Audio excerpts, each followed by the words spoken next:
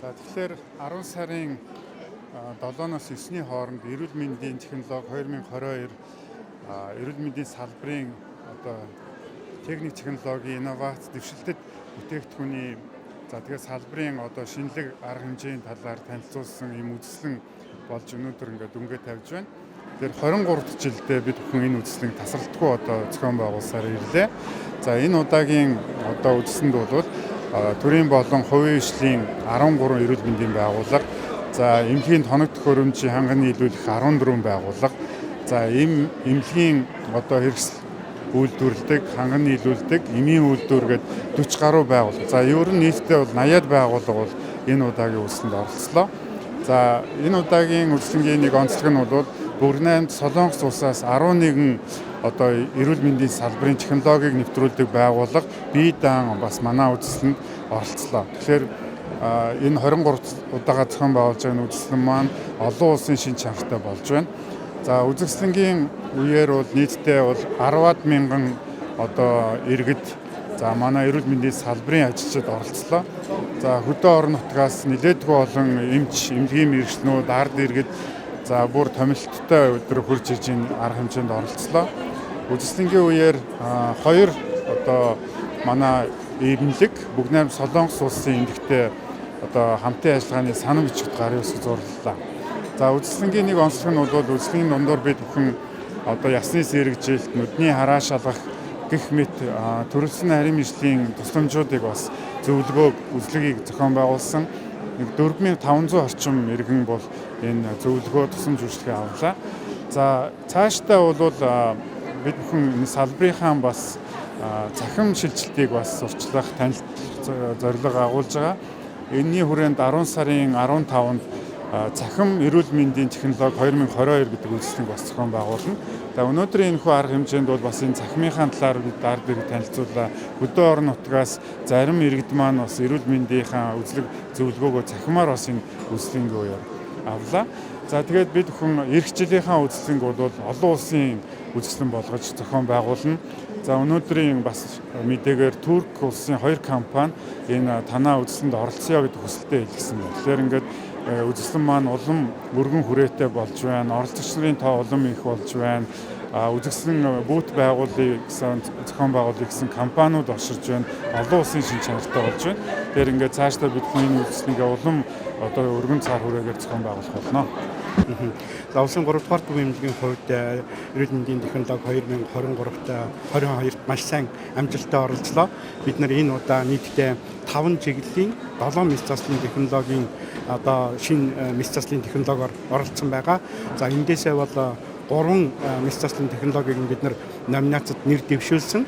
За нийтдээ тархины судасны доторх мэс заслын чиглэл, за зүрх судасны мэс засал, зүрхний одоо том судасны гажигын мэс засал, за дээр нь хүүхдийн тархины саа өвчний үеийн нугасны язоор таслах резотоми гэдэг мэс засал, за дээр нь зүрхний хэм алдагдал, за чих хамар хоолой дунгийн суулгацын мэс заслын гэсэн ийм нийтдээ 7 мэс заслын төрлөөр бол оролцсон байж байгаа. За эндээс ялангуяа эрүүл мэндийн сайдын одоо шууд санаачлаг дэмжлэгтэйгээр эрүүл мэндийн яам маань бодлогоор дэмжсэн хүүхдийн тархины саатай хүүхдүүдийн нугасны язоор тайрах мэс заслын цоошин одоо технологиг Монгол улсад урд өмнө хийгддэггүй байсан энэ технологиг өөрийн эх орондоо нутагшуулж байгаа. За энэ одоо бид нийтдээ 5 хүүхдэд энэ мэс заслыг хийгээд 5 хүүхдийн маань мэс засал амжилттай болсон. Дараагийнхаа шатны эмчилгээнд шилжээд хянагдаад явж байгаа. Тэгэхээр энэ одоо эрүүл мэндийн яамны бодлогоор сайдын дэмжлэгтэйгээр хэрэгжиж байгаа энэ одоо технологиор бас энэ технологийн үзэсгэлэнд бас тэргүүн байр шилдэг технологи нэвтрүүлэгч байгууллагаар шалгарландаа бас баяртай байна. За өнөөдөр эрүүл мэндийн технологи 2022 энэ одоо үзэсгэлэн маань 23 дахь жилдээ амжилттай зохион байгуулагдаж байна. Энэ одоо 2022 эрүүл мэндийн технологиос манай улсын 1-р төвийн хамт олон шилдэг номинацид алло трансплантац буюу цусны үйдлээс, өөрөөр хэлэх юм бол донороос өвчтөнд цусны үйдлээсийг шилжүүлэн суулгах энэ технологиороо хүртсэндээ бол бид бүхэн маш их урам зоригтой баяртай байна. Яагаад гэх юм бол цаашдын маань ажилд өгч байгаа маш их том одоо урам гэж ингэж хүлээж авч байна. Бид саяхан одоо 2 сарын өмнө энэ дэлхийн технологи болох донороос өвчтөнд үүдлээс шилжүүлж суулгах алло трансплантацаа Монголд анх удаа хийгээд хүний маань биеийн байдал нь бол сайн байна. Өнөөдрийн байдлаар за 23 настай эрэгтэй 14 настай дүүгээс нь үүдлээсийг шилжүүлж суулгасан ийм одоо дэлхийн технологи байгаа. Өөрөөс нь өөрт нь шилжүүлж суулгах технологиг бол 29-30 дахь хүмүүсээ хэвтүүлээд одоо ингээд эсээ шүүж аваад эмчилгээгээ амжилттай эхлүүлээд ингээд явж байна. Тийм болохоор зэрэг өнөөдөр улсын 1-р төв эмнэлгийн хамт олон энэ одоо эрүүл мэндийн технологи 2022-оос яг шилдэг номинацийг авсан нь бол манай баг хамт олон улсын 1-р төв эмнэлгийн бүтээлч хамт олонны нүр их хөдөлмөрийн үр дүн гэж ингэж үзэж байна.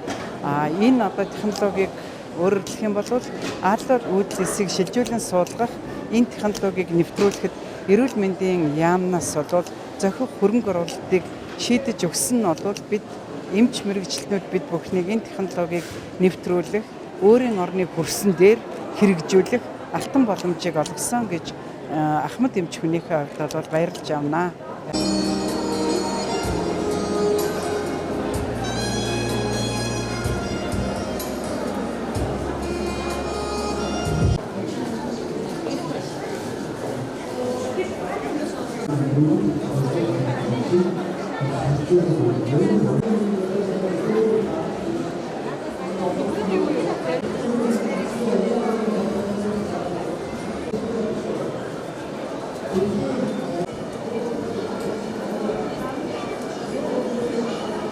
Учраас энэ ажлыг ингээд хийчих. Тэгээд умаа хүзүүний одоо бүр хортавдар биш хөнгөнөө дунд зэргүү гэдгийг бүр наривчлалтай унш тавиад эсвэл бүр үнэхээр хортавдар болчтой гэдэг оншийн цаанаас нь хэмэл оюухан өөрөө тавиад өгчнөө гэсэн. Гэхдээ дахиад энэ бол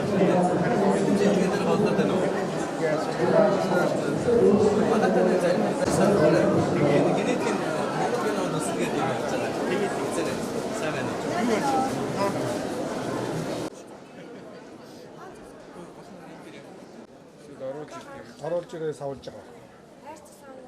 Төмрийн аваа. Тэгээд нийлүүлж байгаа. Тий. Одоо бол энэ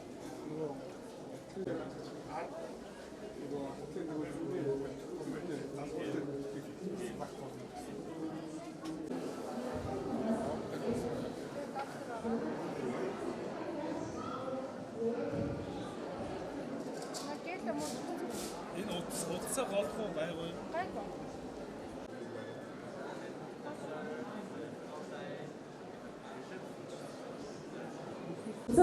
За хамгийн сүүлд бодож байгаа манай Италиас